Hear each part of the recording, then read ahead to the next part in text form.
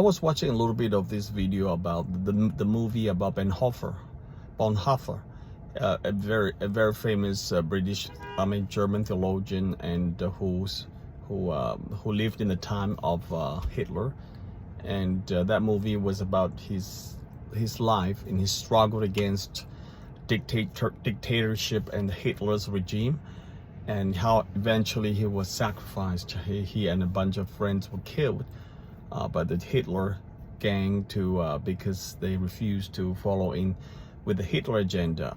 I mean, how the Hollywood movie captures scenes, that the Secret Service coming to his door, etc. It just builds out the atmosphere. Is so tense. And when I was watching that, it just reminded me how tense it would have been for those people in this world after they die without Christ. They'll be heading, their souls be heading towards hellfire immediately.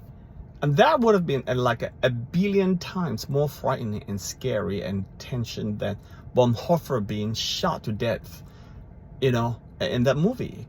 Except that nobody talks about it, and we don't see a movie that builds up the atmosphere of the fear and the atmosphere of tension. Instead of Secret Service coming, it is the hellfire coming for eternal, and it is this is the most frightening thing to go against God, folks. If you're listening, watching this one, I just want to tell you that your good works will not get you to heaven. Your kind heart will not get you to heaven. It's your obedience to Christ Jesus.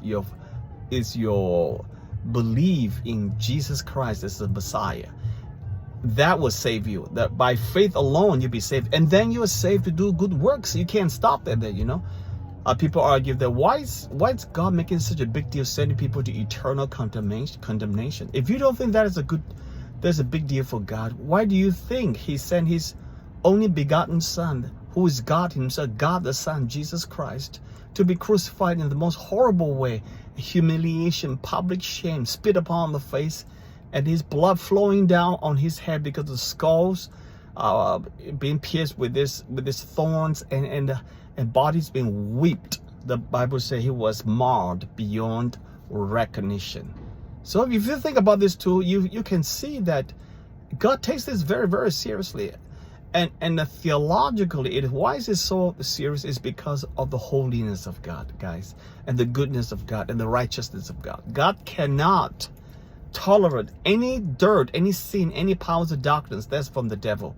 So he has to deal with it. So much so, his Son has to bleed on the cross for our behalf to save us.